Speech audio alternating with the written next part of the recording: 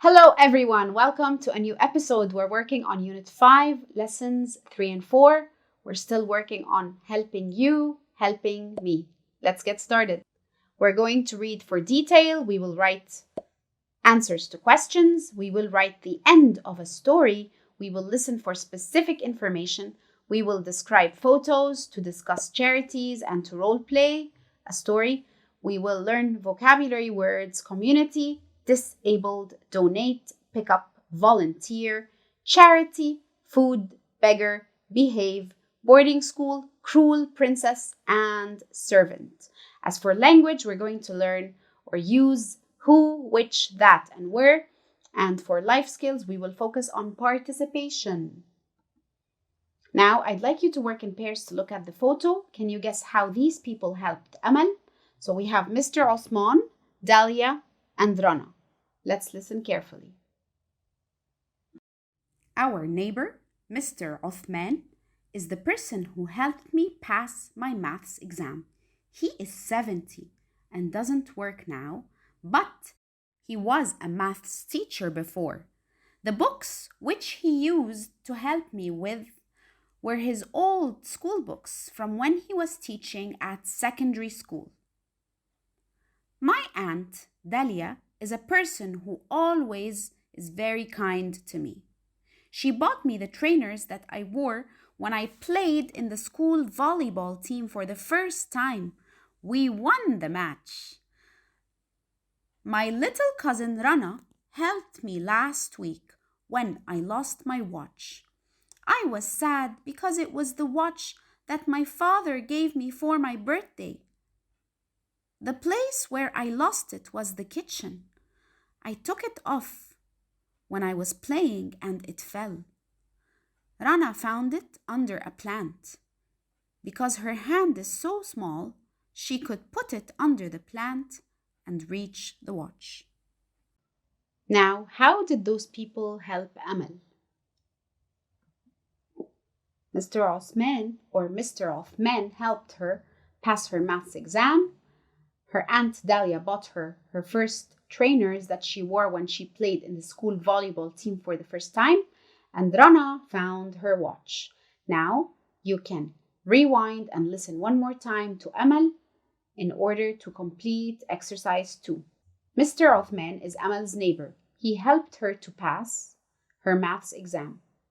Amal's aunt Dalia bought Amal some trainers. Amal's little cousin Rana found her watch. We're going to use the grammar box on the right-hand side to complete exercise 3. Who, which, that, and where. Use who, which, that, and where to help identify a person, thing, or place. Use who for people, which or that for things, and where for places. Let's look at the example. Mr. Zaki is the teacher who helped me the most when I started at this school. So when we talk about Mr. Zaki and we give more information about him, we have to use who. Let's look at the second example. The present that or which I bought for my grandmother is in my bag. Here, we're talking about the present, which is an object. So we must use that or which to describe or give more details about the present.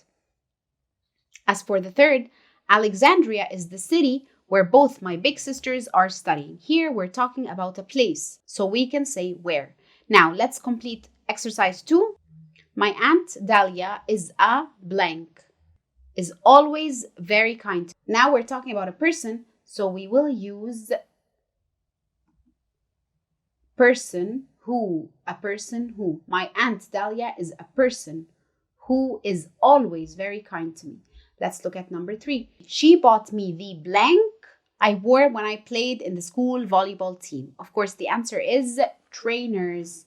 She bought me the trainers that I wore when I played in the school volleyball team. Number 4. It was the blank my father gave me for my birthday. It was the watch that my father gave me for my birthday. Good job, guys. Let's move on to number 5. The blank I lost my watch was the garden. The answer is the place where I lost my watch was the garden. Now let's recap. We use who to give more information about people. We use which or that to give information about objects. And we use where to give more information about places. Complete the phrases with who, which, that, or where. Number 1, I saw Ahmed in the park, where we often play football. Our keyword is park, so we automatically know that we're going to use the expression where to show that it's describing a place. Mr. Sabri is the teacher, blank taught my sister. In this case, we're describing a teacher, so we must use who. Who taught my sister? Number 3, the cafe, of course, this is a place, so I say where I meet my friends sells delicious ice cream. Number 4, you left the bag blank you bought at the weekend at my house. Here we're talking about an object, so we say which or that. You left the bag that you bought at the weekend at my house. Number 5, the boy, of course, this is a person we're giving more information about, so we say the boy who was my best friend at school moved to a different city. Number 6, I gave the shoes. Of course, shoes are objects, so you'll say which or that are too small for me to my cousin. Now, let's move on to exercise 5. Ask and answer questions in pairs. What charities do you know? Do you know any organizations that help people or helps the poor or the needy? Yes or no? What are they called? Share with a friend. And then answer the second question. Who or what do they help? And how do they do this? What are the steps they take to help others? Now let's jump to number 6. Read the extracts from the blogs of 3 teenagers and complete the sentences. Let's read and then complete. I work as a volunteer for a charity which helps to clean our local beach. At the weekend, we go to the beach and pick up the rubbish that people left behind. We always pick up lots of plastic bottles. This was Samir stating this. Let's move on to the next one. It's good to help people in the community. I visit a home for old people who are disabled, so it's difficult for their families to look after them. I go there after school on Thursdays. The volunteers have a special person who we visit and talk to.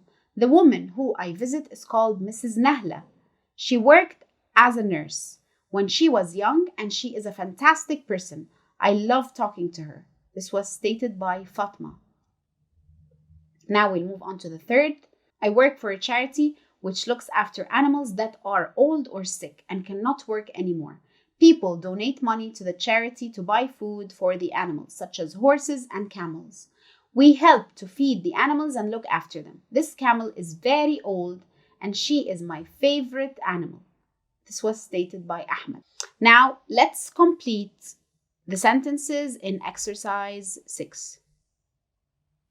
Number one is done for us. Samir helps to clean beaches and picks up rubbish. Fatima visits an old lady who is blank and she loves blank to her. Of course, the answer is disabled. Fatma visits an old lady who is disabled and she loves talking to her. Number 3, people blank money to the charity and Ahmed helps to blank the animals. So people donate money to the charity and Ahmed helps to feed the animals. So if we look at the words in bold, we will notice that we have the word volunteer.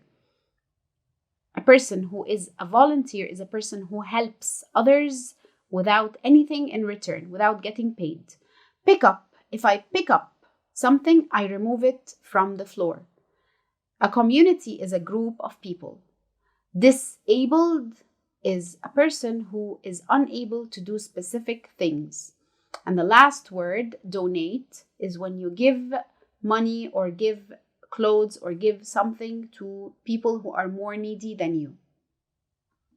Now for our speaking section. Which charity work would you like to do and why? Think about what kind of volunteer or charity work you want to do and explain yourself to a partner. Remember, people who are volunteers for a charity help their community. What are some other ways we can help our community?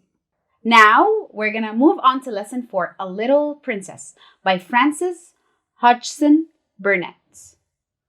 Everyone at Sarah Cruz's boarding school calls her a little princess because her father is very rich. After Sarah's father dies, the head teacher, Miss Minchin, starts being cruel to Sarah because she has no money. She makes Sarah work as a servant. Sarah has to work very hard and does not get much food. However, Sarah decides to behave like a real princess. So she is always kind and polite to everyone. One day, Sarah finds a coin in the street. She can't find the owner. She goes to the baker's to buy some cakes. When she comes out, she sees a beggar and gives the girl most of her cakes. Sarah can see that this girl is cold and hungry. Sarah thinks that a real princess should always be kind and generous like this. When the baker sees this, she is surprised. This girl is very strange. She's very poor, but she is kind to beggars, she thinks. Question 1. This is a picture from a story called The Little Princess. What do you think is happening? Of course, we already thought about this. A girl is giving a beggar some cakes outside a baker's. Number 2. Which person do you think is a princess? Of course, the girl giving the cakes is the princess. Number 3. How does the girl sitting in the street feel? Of course, she is feeling cold and hungry. What do you think happens next in the story after the girl is surprised? Now we will move on to read part of A Little Princess again, so you can pause the video, read it one more time, and then check your answer to exercise 1. Was it the same or different? Now, exercise 3. Look at the words in bold in the text. Match the words and the definitions. The first one is done for us. If someone is not kind, we call that person cruel. Think of all the cruel characters you see in cartoons. Maybe we can talk about the Beast in Beauty and the Beast. He was not kind. He was cruel in the beginning. We can talk about Cruella in 101 Dalmatians, for example. She was a cruel old woman. Now we will move on to number 2. A school where the students live all the time. This is, of course, called a boarding school. So if you go live at a school and sleep there, eat there, go to school there, this is called a boarding school. Now we will move on to number 3. Act or do something in a certain way. If you act or do something in a special or certain way, you behave. This is called behave. Number 4. A poor person who asks others for money is called a beggar. So a beggar is a person who asks for money when they are poor. Number 5. A person who works in a house, cooking and cleaning, is called a servant or a helper. We will move on to number 4. Read the story again and answer the questions. When does Sarah become a servant? She becomes a servant after her father dies, when she can no longer pay for school. Why is Sarah kind and polite to everyone? Why do you think so? Because she decides to behave like a princess. It's her decision to be kind and polite. Number 3. Why is Miss Minchin cruel to Sarah? Because Sarah has no money anymore. Number 4. Why does the baker think that Sarah is strange? Of course, because she's poor, but she's still helping a beggar. Now we will move on to role-playing a story. You need to find 3 people to work with. So we will work in a group of 4 and role-play the story. Research what happens at the end of the story, then choose a role-play to play. Sarah, Miss Minchin, the beggar girl, and the baker. Act out the story with the ending in front of your friends or family members. Now for our exit slip today, choose 3 vocabulary words from the words in bold and use them in your own sentences. Okay guys, that's a wrap. You did a very good job today. Thank you for working so hard. This was Miss Sarah Bassioni. Goodbye.